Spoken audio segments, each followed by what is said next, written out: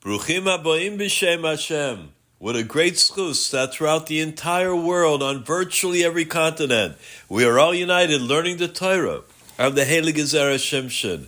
Our shir is dedicated for a schus and a refuah shalema for Leah Bas Basia, Yashar David ben Chanina, Miriam Devara Bas Esther, Rabbanit, Simi Simcha Bat Miriam, any of the chayalim that might be in need of a refuah shalema, and all of the hostages, Yehi Ratzon, that they all return home safe and sound. Tekaf umiyad.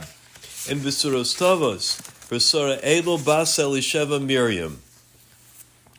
We learn at the end of last week's Parsha that all the pegs of the courtyard, the chutzner, were made of nechoshes, of copper.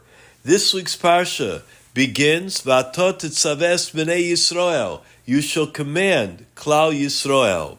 The Zera Shimshon asks the question, why is it that there is a connection between the fact that the pegs of the courtyard were nechoshes in the beginnings of this week's Parsha? The Zera Shimshon explains that in truth, there were three mitzvahs that Moshe Rabbeinu had difficulty to comprehend. The menorah, figuring out exactly how it was to be modeled, Chodesh, the cycle of the new moon, and Shkalim, the half shekel that Bnei Yisrael were to give for their counting. Moshe Rabbeinu didn't understand why it was a machzis shekel that Bnei Yisrael were to give. Why not a whole shekel? The Zera Shimshon asks, there were so many mitzvahs that Moshe Rabbeinu was commanded to do, many of them very complex. What was it about these three ostensibly simple mitzvahs that Moshe Rabbeinu just couldn't understand? With regard to the mitzvah of machzah shekel, Hashem commanded us to use a half a shekel and not a whole one.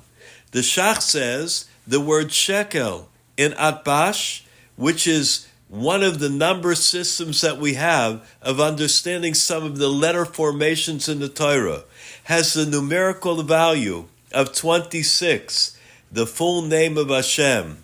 The Talmud in Eruvin tells us that from the day the Beis HaMikdash was destroyed, the world could only use the first two letters of Hashem's name. It was a hint that Hashem's name would not be full. However, since Moshe Rabbeinu thought he was indeed going to be able to enter Eretz Yisrael, and then the Beis HaMikdash would remain standing, Moshe Rabbeinu could not figure out why Hashem was telling him to use the half shekel.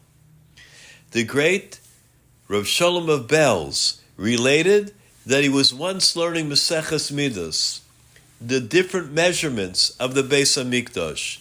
It was very difficult for him to understand the words of the Tosfos Yom Tov. He was thinking about it, and he fell into a deep sleep. In his sleep, he saw a holy countenance of a man, a hadras panim, of an elderly person. He wore a chain with many keys attached to it. This man then took him by the hand, brought him to Yerushalayim, led him to the Mokom HaMikdash, where he showed him bidiyuk what he was learning in Maseches Midas. Now you will understand the words of the Tosfos Yom Tov. Reb Shalom of Belz asked him, "Who are you?" The elderly man replied, "I am Mordechai ben Gittel, the Nishchizer, and I am the one who is appointed over the keys of the Beis HaMikdash." The great Belzer Rebbe said, "When I woke up, I looked again at the Tosfos Yom Tov, and I understood every word of his commentary." Be'ezer Hashem Yisparach, we will be continuing with our shir in the Zera Shimshon. I wish everyone, me'umka de liba, b'suros tavos, yeshuos, v'nechamos.